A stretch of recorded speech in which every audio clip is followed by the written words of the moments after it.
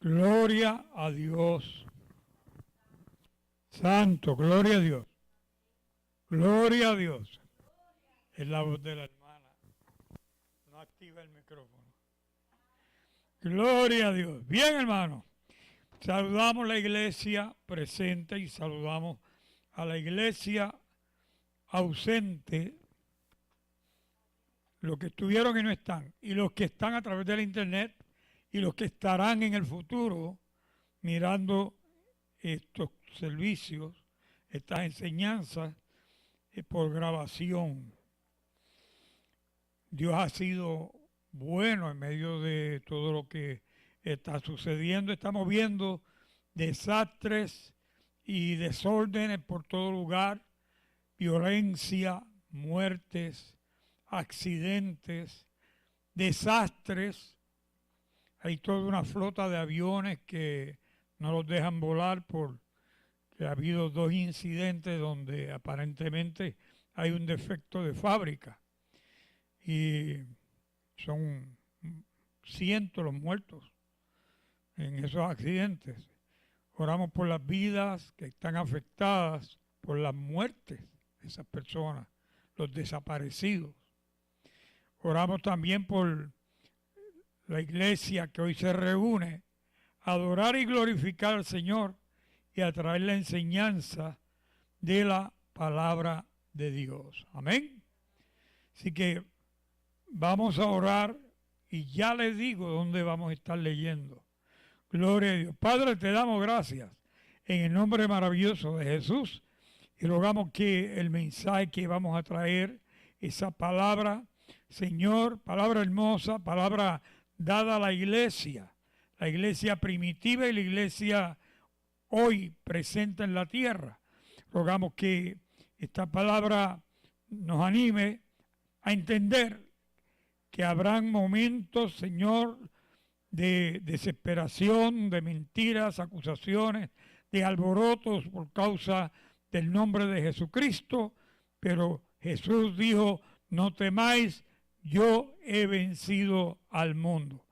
Así que, Señor, habla a tu pueblo, te lo rogamos en el nombre maravilloso de Jesucristo, que tú disipes toda maldad de este lugar, la eches fuera y tu luz, tu presencia, tu Espíritu Santo hable a nuestras vidas. Te lo rogamos, Padre amado, en el nombre maravilloso de Jesús. Amén. Quiero invitarle a buscar en Hechos capítulo 17. Hechos capítulo 17.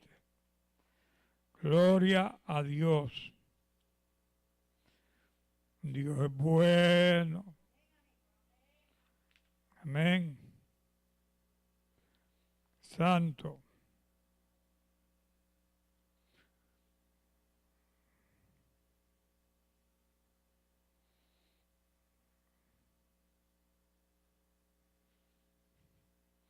Hechos capítulo 17.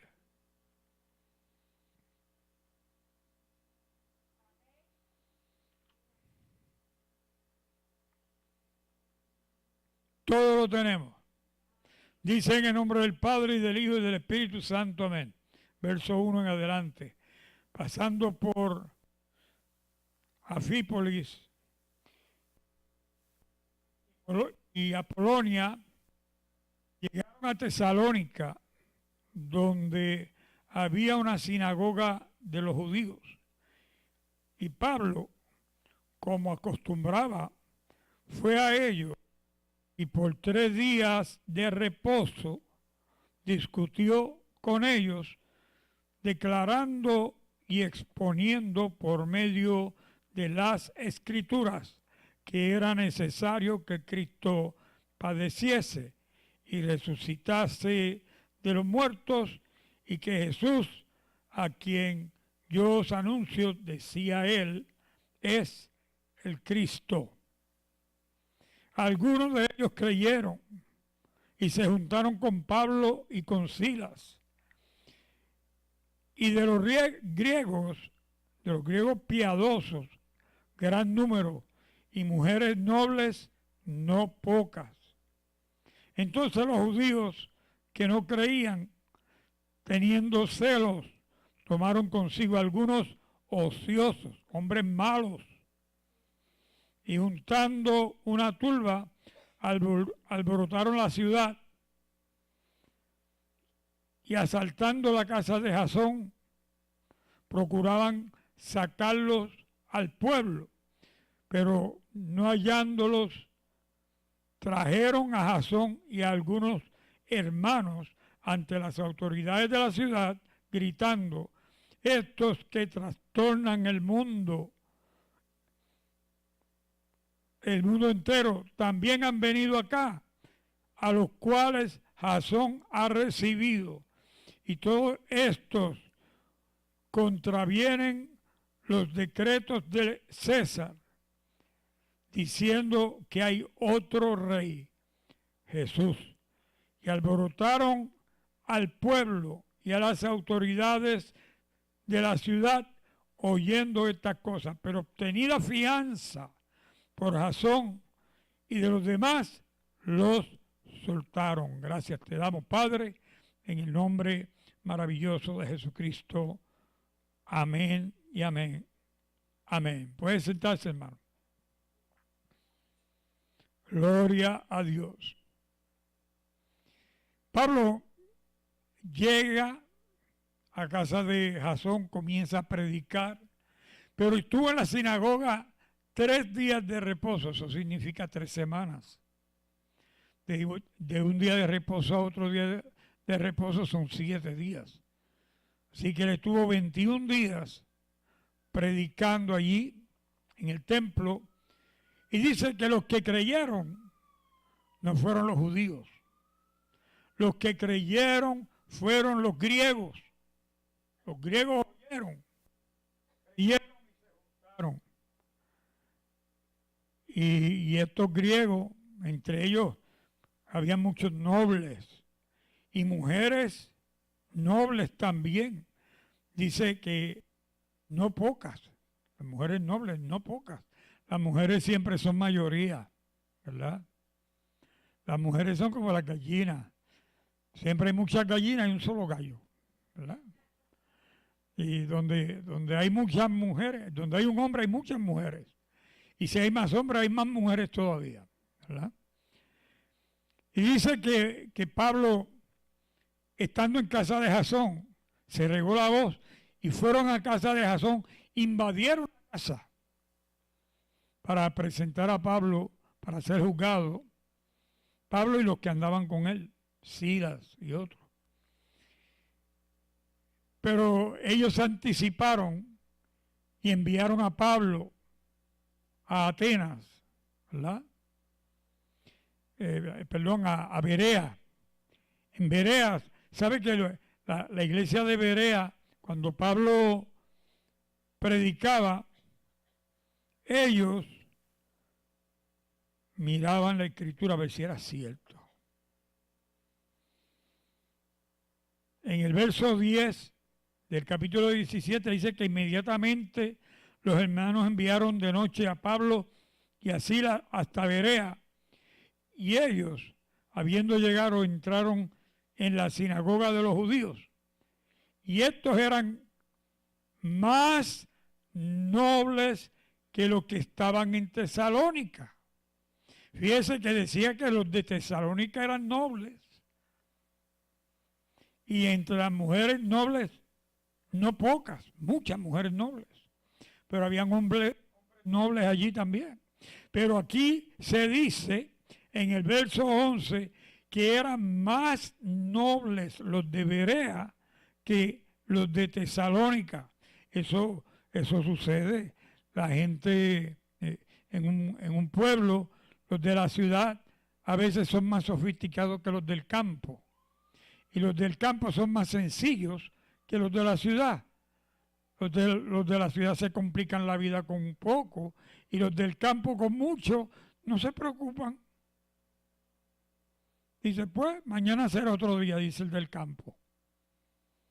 Y el de la ciudad dice, ay, ¿qué voy a hacer yo ahora? ¿Y cómo resuelvo yo este lío? ¿Verdad? Y no quiero entrar en otras diferencias, porque hay diferencias. Y dice que estos nobles recibieron la palabra con toda solicitud, escudriñando cada día las escrituras para ver si estas cosas eran así. Por eso de los bereanos se dice que ellos escudriñaban y miraban en la escritura que lo que Pablo estaba predicando se aplicara a la escritura, de lo contrario no creían. Ellos creyeron y creyeron porque la palabra fue veraz, la palabra es veraz y nunca cambiará. Dice en el verso 12, así que creyeron muchos de ellos y mujeres griegas de distinción.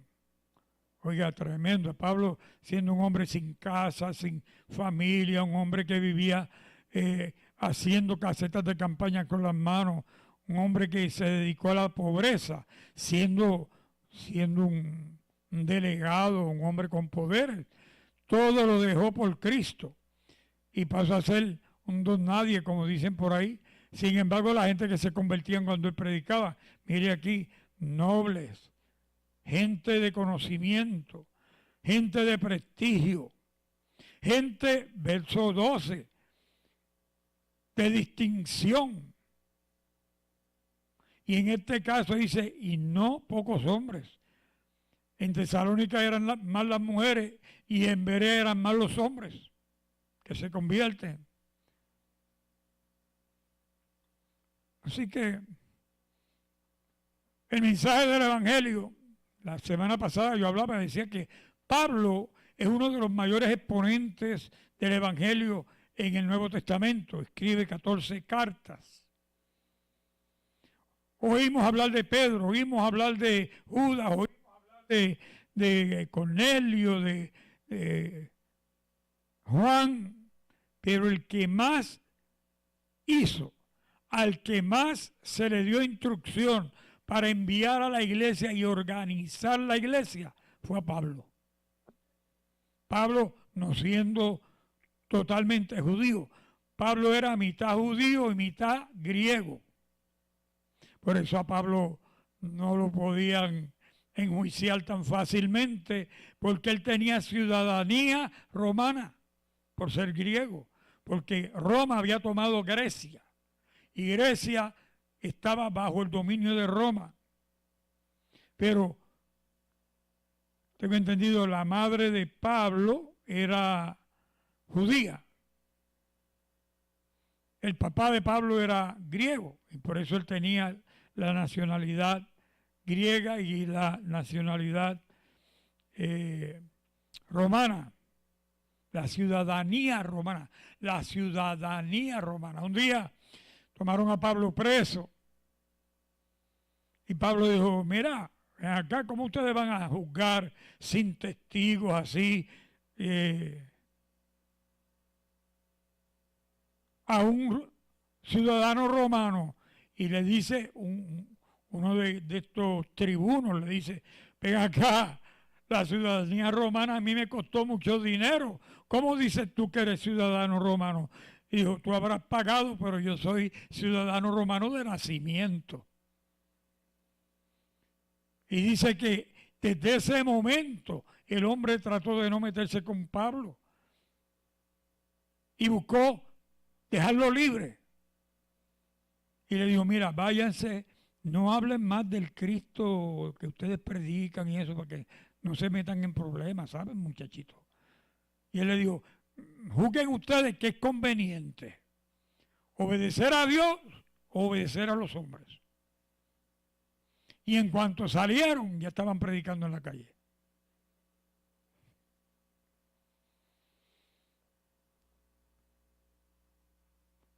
El Evangelio siempre va a traer acusación. Mire que Jasón, estando en la casa, allá en Tesalónica, sin haber hecho ningún mal, otro que recibir en la casa al siervo con su ayudante, que estuvo en la sinagoga predicando, fue motivo para que se metieran en la casa de Jasón Y como no encontraron a Pablo y a Silas, porque ellos lo habían mandado de noche a Berea, ¿se acuerdan?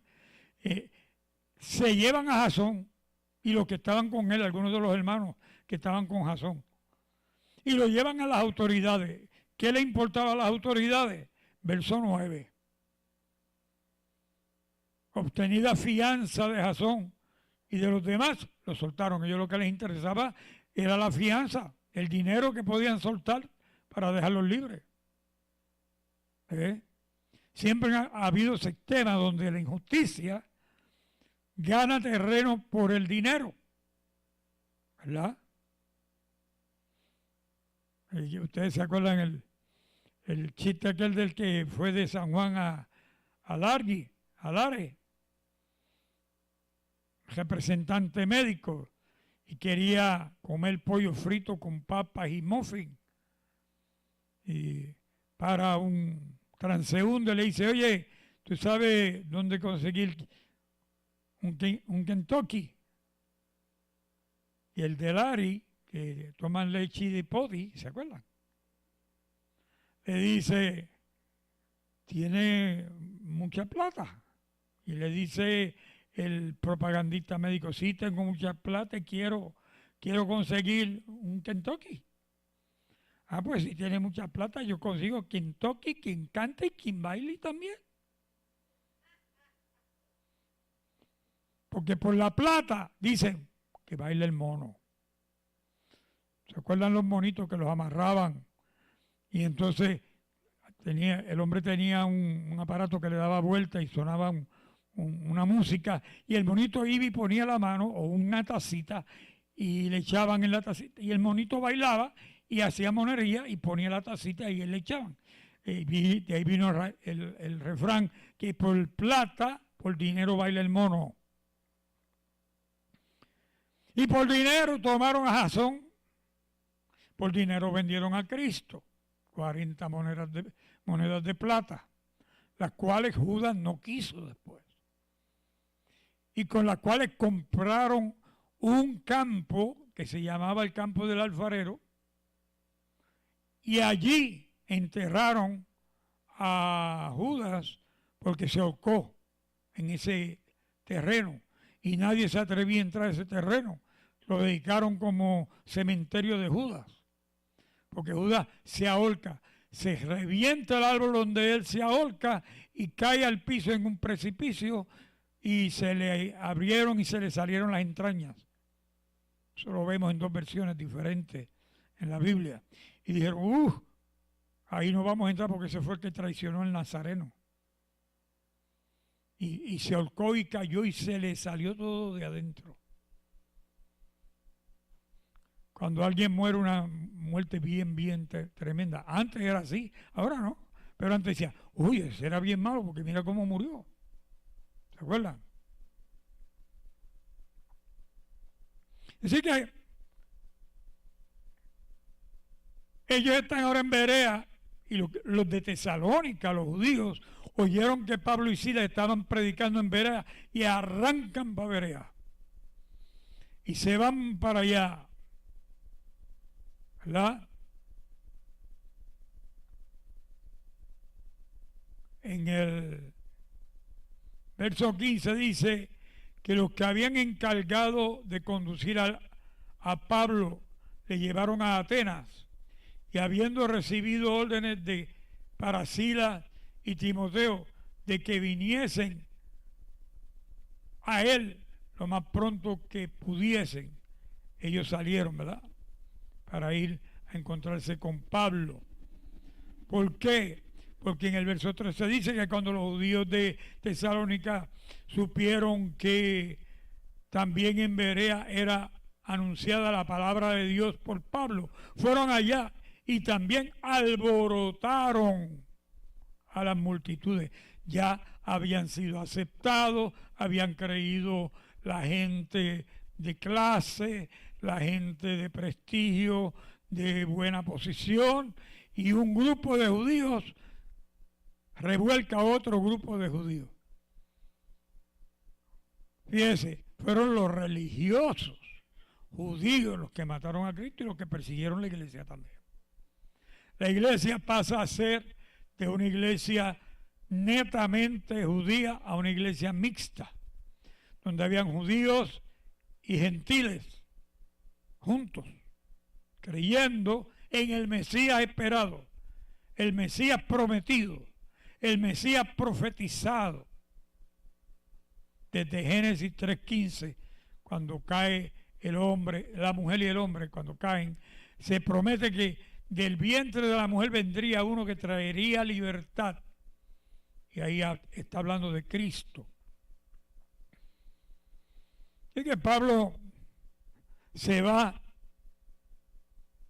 fue a Atenas y dice que su espíritu se enaldecía viendo la ciudad entregada a la idolatría. Esa es una de las características de uno creer en Cristo, que a uno le duele, a uno le arde por dentro el ver que se corrompe la sociedad, que se corrompe la ciudad que vivimos. ¿Qué podemos hacer? Orar, interceder por los que se están perdiendo, por los que no creen, por los que se han convertido en gente dura para el Evangelio. Pero siempre hay gente que escucha. Uno no puede juzgar a todos por igual y decir aquí nadie se va a convertir. Mire, usted puede sorprenderse que entre 100 uno puede recibir a Cristo. A lo mejor entre 10 uno recibe a Cristo. Y a lo mejor entre 1000 2 reciben a Cristo. Estadísticas evangelísticas dicen que 5% de los convertidos en una campaña perseveran. 5% solamente perseveran. Y de la gente que llega a las iglesias solamente 5% se queda. 5% significa que si aquí habían 100 personas, quedan 5 por esas 100 personas. Cuente, mira alrededor y cuente para que usted vea. Gloria a Dios.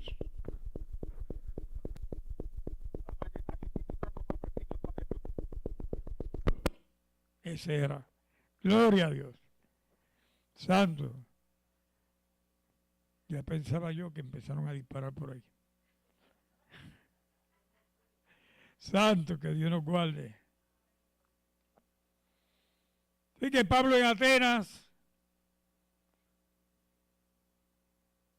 discutía en la sinagoga, verso 17, con los judíos y piadosos.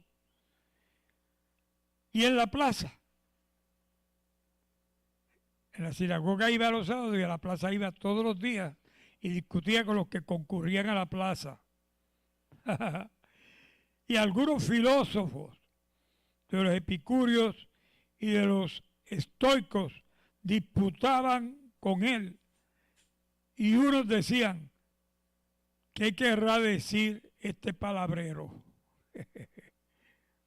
Sí, los que predicamos la palabra, la gente dice que mucho habla fulano, ¿verdad? Y a fulano no deja uno tranquilo, siempre está encima con la religión, lo que dice la gente.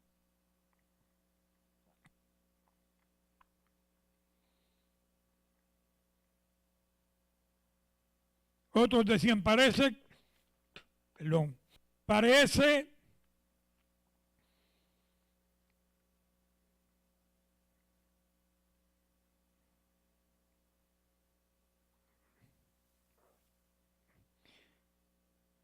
que es predicador de nuevos dioses. Les predica el evangelio de Jesús y de la resurrección. Y tomándole le trajeron al Areópago diciendo, podremos saber qué es esta nueva enseñanza de que habla. Y ahí Pablo tomó la oportunidad y les habló, ¿verdad? Les predicó el evangelio y sucede que hay un momento donde le dicen a Pablo, ¿sabe Pablo? la mucha letra te ha vuelto loco. Así le dijo Agripa a Pablo. Y siempre lo tenían por loco. Y Pablo dice en un momento dado que soportaran su locura, porque por su locura era predicado el Evangelio. Y se convertía la gente, ¿verdad? Y dice el verso 23, porque, esto dice Pablo, porque pasando y mirando vuestros santuarios, hallé también un altar en el cual está inscrito al Dios no conocido, al que vosotros adoráis, pues sin conocer, es a quien yo os anuncio, a Tuki, como dicen, ¿verdad? Él les predica del Dios que ellos le tenían una gruta. Mire atrás, que atrás ahí hicieron 2 grutas ahí atrás, dentro de la pared del cemento del edificio. En una ocasión habían flores. En otra habían libros, Biblias, ¿verdad? Pero no tenemos esas grutas con propósitos ahí, no sé por qué las hicieron, pero ahí están. Pero allá en el aerópago tenían una gruta para cara de Dios. Y había una vacía. Y decía arriba, dedicada al Dios desconocido. Y ellos iban y adoraban ese Dios que no conocían. Y Pablo les da un atuque y le dice, miren, ese Dios desconocido del cual ustedes hablan y ustedes adoran, a ese es el Dios que yo sirvo. Y se aprovechó de esa gruta vacía para predicarle a los eruditos la palabra de Dios. El verso 34 dice, más algunos creyeron, juntándose con él, entre los cuales estaba Dionisio el Areopagita, una mujer llamada Damaris y otros con ellos. Así que Pablo, entre toda aquella gente, tiene un fruto de predicación. Aquí habla de 2 personas en específico. Se habrán convertido otros, pero aquí los que fueron útiles al Evangelio fueron estos 2, Dionisio y Damaris. Dios los usó como quiso usarlos, ¿verdad? Así que Pablo, como todo ministro, él terminó su misión en Atenas. Deja establecido un grupo que se juntaron. Empezaron a reunirse en una casa. ¿Sabe que las iglesias en el principio no tenían templos? Se reunían en las casas. En la casa de fulano, o mengano, o perencejo. Y Pablo sigue su camino y se fue a Corinto. Allá se encontró a Aquila, que era natural de Ponto, recién venido a Italia, con Priscila, su mujer. Y estos hacían casetas de campaña. Y Pablo se junta con ellos y empieza a hacer casetas de campaña también para ganarse el sustento. Y en casa de Priscila ay Dios mío, aquí.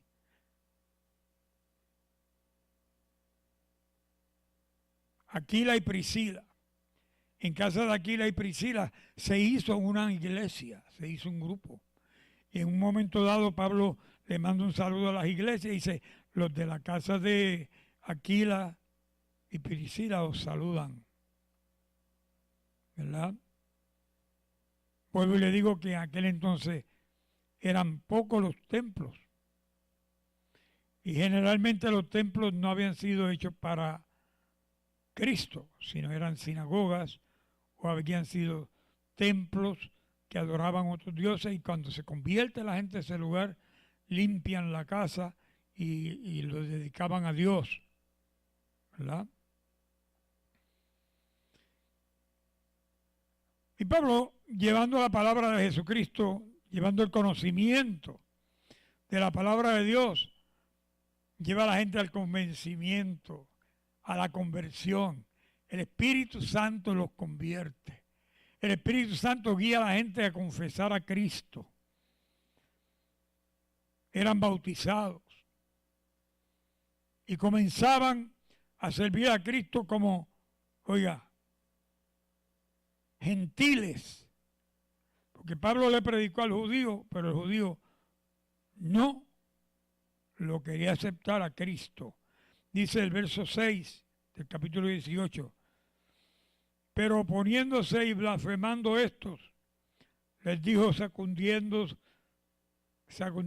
los vestidos, vuestra sangre sea sobre vuestra propia cabeza. Yo, limpio, desde ahora me iré a los gentiles. ¿Y sabe por qué dijo esto? Porque él le predicó y le testificó a los judíos acerca de Cristo y ellos rechazaron a Cristo y él se limpió, se sacudió las vestiduras y dijo, de ahora en adelante no le predico más al judío, le predico a los gentiles, que los gentiles somos los que no somos judíos. Y por eso usted es salvo y yo también. Porque de Pablo nace un ministerio que crece al mundo entero buscando toda criatura creada por Dios para salvación. Todo aquel que ha sido, según dice el mismo Pablo, predestinado por Dios, que ya Dios lo tiene preparado para salvación. Mucha gente tiene la salvación desde antes de nacer, lo está esperando la salvación para el día del arrepentimiento, la confesión y la conversión. Y de ahí en adelante recibe lo que Dios tenía para esa persona. De la Biblia se habla y de la salvación que es como una herencia, que hay un albacea que la aguanta hasta el día de la edad propicia. Cuando la persona llega a la edad que puede recibir la herencia, el albacea le entrega el testamento y dice, mira, esto te pertenece. Así ha sucedido con la iglesia, que el evangelio ha sido guardado para cada uno de nosotros hasta el día que crecemos en Cristo Jesús por medio de la confesión, el arrepentimiento y la conversión. Y Cristo nos dice, mira, esto es tuyo, esto tengo yo para ti. Eso se llama predestinación de parte de Dios.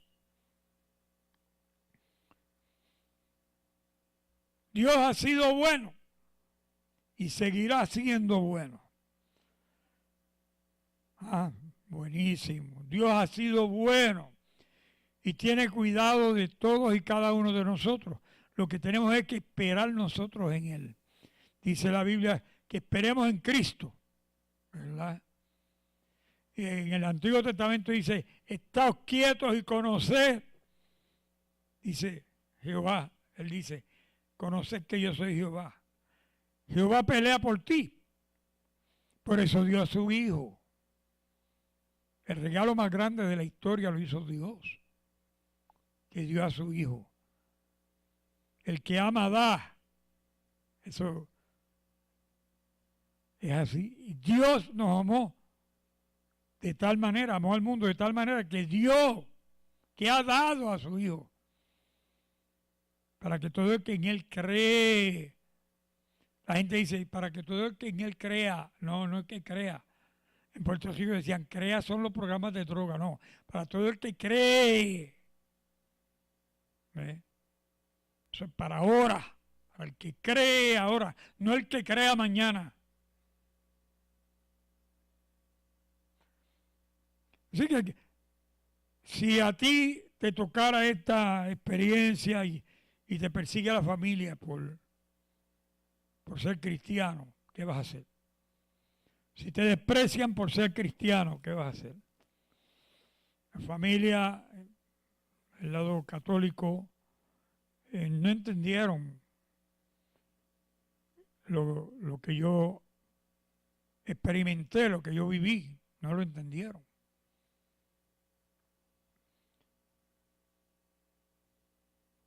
Pero un día uno y otro se dieron cuenta y hay ya algunos cristianos en medio de la familia, tanto de un lado como del otro. Dios habrá usado al que Él quiso usar. Habrá permitido que nosotros pongamos un granito de arena, tal vez. Pero el que hace la obra es Dios. Y no podemos llevar méritos nosotros por la obra que Dios hace. ¿Sabe eso? Solamente podemos aceptar lo que Dios nos regala. Es un regalo. Es una dádiva de Dios. Dádiva es algo regalado. Una dádiva dada por Dios. Así que, iglesia, prepárese a sufrir, prepárese a ser despreciado, prepárese para ser rechazado, pero mantenga su posición en Cristo, no importa dónde esté. Amén. Oramos. Padre, gracias te damos porque tu palabra nos dice que por ella, por amor a Cristo, tendremos persecución, habrán alborotos, habrán acusaciones, calumnias, hasta blasfemias en contra de tu nombre por causa de que hemos creído en Jesús tu Hijo. Y hemos creído en Él porque tú le enviaste para salvarnos. Por consiguiente, Señor, te hemos dado nuestras vidas, nuestras almas, y pedimos perdón por todos los pecados que hasta el día de hoy hemos cometido y rogamos, Señor, que nos acerquen más a ti. En el nombre maravilloso de Jesucristo oramos, Señor. Señor, yo te presento la iglesia, tus ministros, te presento Jerusalén, la tierra separada para el reinado de Cristo durante el milenio. Oramos, Señor, por aquella tierra donde Cristo muere y resucita, que quedó marcada y allí está como testigo de que tú has amado al mundo de tal manera que diste a tu Hijo. Gracias, Señor.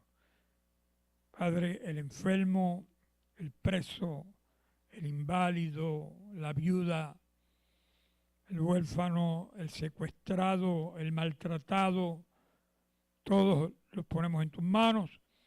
Y los que tenemos bendiciones y no apreciamos, pedimos perdón por ello.